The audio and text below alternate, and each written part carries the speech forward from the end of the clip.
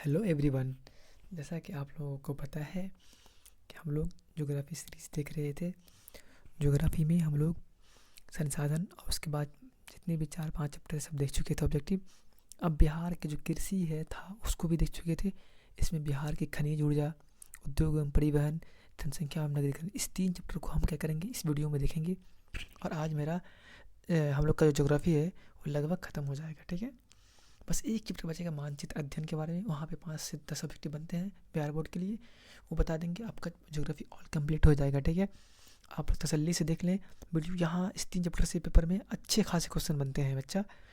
Paper में जितने भी ऑब्जेक्टिव पूछे जाते हैं ज्योग्राफी से, वहाँ से लगभग क्वेश्चन में 50% क्वेश्चन यहाँ से बनते हैं बिहार से, क्योंकि बिहार बोर्ड एग्जाम ले रहा है।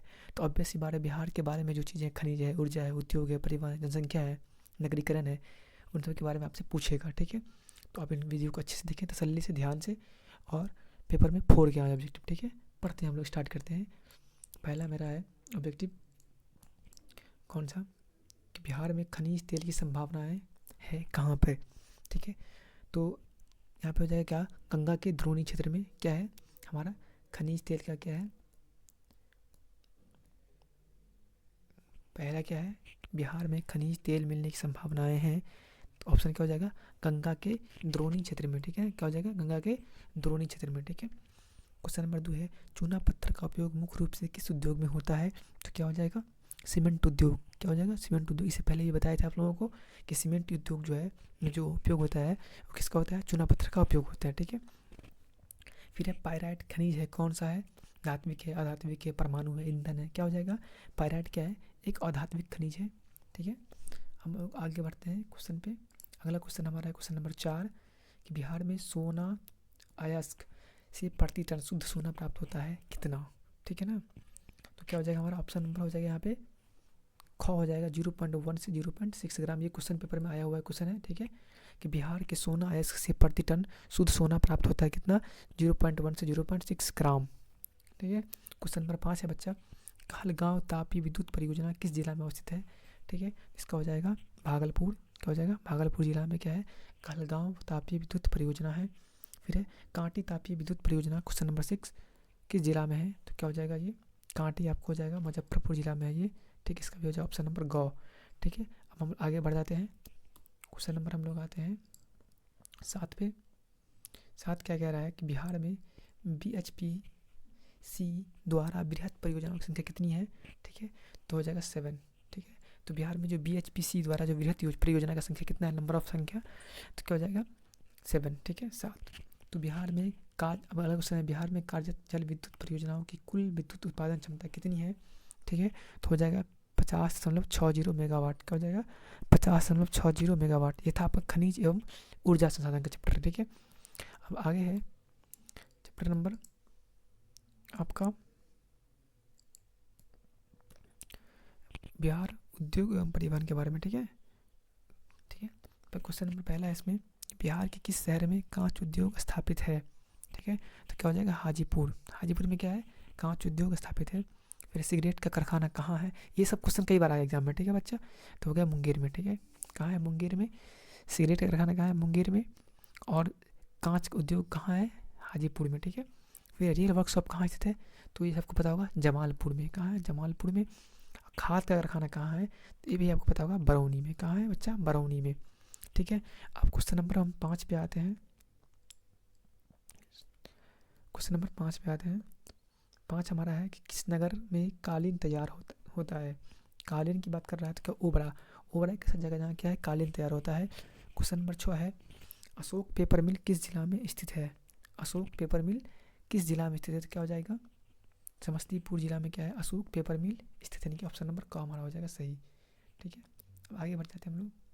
क्वेश्चन नंबर 7 पे आते हैं। 7 हमारा है, बिहार की पहली रेल लाइन थी कौन सा।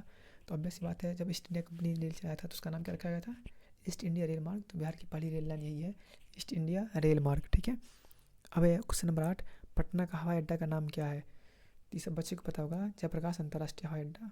ठीक है ना, ये क्वेश्चन कई बार पूछा गया एग्जाम में है। ठीक है, इसको अच्छे से देख लेना बच्चा। फिर ग्रांड ट्रक रूट का राष्ट्रीय राजमार्ग संख्या कितना है, तो यानी कि 2 है, NH2 है इसका नाम, NH 2, ठीक है, 2 हो जाएगा। अब है क्वेश्चन नंबर 10।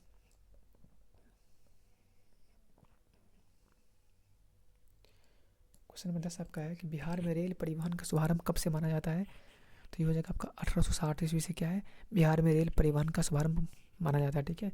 ये भी एग्जाम में कई बार पेपर में आया क्वेश्चन है बिहार बोर्ड के द्वारा। मध्य पूर्व रेलवे का मुख्यालय कहाँ है? ये भी कई बार पूछा गया, कहाँ है? हाजीपुर बच्चा। बिहार की सीमा से रेल मार्ग की कुल लंबाई कितनी है? तो हो जाएगा आपको 6283 किलोमीटर, यानी कि 6283 किलोमीटर। ऑप्शन नंबर क हो जाएगा। ये भी कई बार पूछा हुआ क्वेश्चन है, ये भी पूछा हुआ क्वेश्चन है। फिर बिहार में रज्जू मार्ग कहाँ है? तो ये राजगीर में है, ये भी आप देख लेना, ये भी कई बार पूछा हुआ क्वेश्चन है। यानी कि इस चैप्टर से काफ़ी क्वेश्चन रिपीट हुए हैं, ठीक है, तो अच्छे से देखना है। तो रज्जू मार्ग कहाँ है बिहार में? राजगीर में। र से रज्जू, र से राजगीर, ध्यान रखना है, ठीक है। अब पेपर आगे बढ़ते हैं हम लोग, क्वेश्चन नंबर 14 में आते हैं। 14 क्या है हमारा कि मंदार हिल किस जिला में स्थित है? ये हो जाएगा बांका जिला में, ठीक है। ऑप्शन नंबर ग। और राष्ट्रीय पोत संस्थान पटना किस घाट पर स्थित है? इसका हो जाएगा महेंद्र घाट, ठीक है। महेंद्र घाट में क्या राष्ट्रीय पोत संस्थान पटना में है, जो महेंद्र घाट वहाँ पे स्थित है ये, ठीक है। हम अब आते हैं चैप्टर नंबर, बिहार उद्योग और परिवहन तो पढ़ चुके हैं, अब है जनसंख्या और नगरीकरण के बारे में, ठीक है। चलिए क्वेश्चन नंबर पढ़ते हैं 1। 2001 में बिहार की कुल जनसंख्या थी, क्वेश्चन नंबर 1 है, तो इसका आंसर क्या हो जाएगा? 8 करोड़ से अधिक। क्या हो जाएगा? 8 करोड़ से अधिक। फिर है 1991 से 2001 के दौरान बिहार की जनसंख्या वृद्धि दर कितनी है? इसका हो जाएगा आंसर 28.63%, यानी कि 28.63% क्या है वृद्धि दर है। कब से कब तक में? 1991 से 2010-1 के बीच में, ठीक है ना। जनसंख्या वृद्धि दर बिहार का क्या हो जाएगा? 28.63%। फिर क्वेश्चन नंबर 3 है, बिहार में ग्रामीण आबादी है कितना? ठीक है, ग्रामीण आबादी की बात पूछ रहा है हमसे, तो क्या हो जाएगा? 89.5 समथिंग आसपास क्या है ग्रामीण आबादी है, ठीक है। अब 2001 की जनगणना के अनुसार बिहार में प्रति वर्ग किलोमीटर कितने व्यक्ति रहते हैं? तो क्या हो जाएगा? 881 व्यक्ति। 1 किलोमीटर में कितने व्यक्ति रहते हैं? 881 व्यक्ति, यानी प्रति वर्ग किलोमीटर में रहते हैं बिहार में। 2001 के ये अनुसार बता रहे हैं हम लोग, ठीक है। उसके बाद 2011 जनगणना हुआ था, बट बुक्स में क्या किया गया है, अपडेट नहीं किया गया है, तो बुक्स में जो दिया है हम वही बता रहे हैं आपको, ठीक है। फिर है सबसे अधिक आबादी वाला जिला कौन सा है? तो सबको पता होगा, हमारी राजधानी जो बिहार की राजधानी है वो क्या है? पटना। सबसे अधिक घनी आबादी वाला जिला है, ठीक है।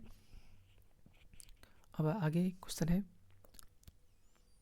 सासाराम नगर का विकास हुआ था किस युग में हुआ था? ठीक है, इसका हो जाएगा मध्य युग में हुआ था। ऑप्शन नंबर का हो जाएगा मध्य युग में सासाराम नगर का विकास हुआ था। फिर है अविभाजित बिहार में एकमात्र नियोजित नगर था कौन? तो इसका आंसर हो जाएगा आपको टाटा नगर। थोड़ा लग रहा है अविभाजित की बात कर रहा है, ठीक है ना, यानी जब बिहार विभाजित नहीं हुआ था, यानी कि बंटवारा नहीं हुआ था, ठीक है, उस समय की बात कर रहा है। तो हो जाएगा टाटा नगर, ठीक है। अब क्वेश्चन नंबर हम लोग आते हैं 8 9 की ओर, ठीक है। क्या है? 2001 के जनगणना के अनुसार बिहार की नगरीय आबादी है कितनी? तो कितना हो जाएगा नगर की आबादी? 10.5%, ठीक है, नगरीय आबादी है। 2011 के 1 के अनुसार, सॉरी 2001 के अनुसार कितनी है नगरीय आबादी? 10.5, ठीक है। फिर बिहार का कौन सा नगर जो है सबसे बड़ा है? ठीक है, इसका क्या हो जाएगा? पटना। सॉरी ये नहीं होगा, ये भी नहीं होगा, पटना हो जाएगा, ठीक है, ये भी नहीं होगा, क्या हो जाएगा? पटना सबसे बड़ा नगर। तो बच्चों यहाँ पे हमारा कंप्लीट हो जाता है, ठीक है, बिहार के बारे में सारी चीज़ें। अब यहाँ से आप ये पढ़ लें, फिर आप बिहार के बारे में निश्चिंत हो जाइएगा, पेपर यहीं से फंसने वाला है, ठीक है। तब तक के लिए हम विदा लेते हैं आपसे, ठीक है। और चैनल को सब्सक्राइब करें, लाइक करें, शेयर करें। तब तक के लिए बाय, धन्यवाद, थैंक यू।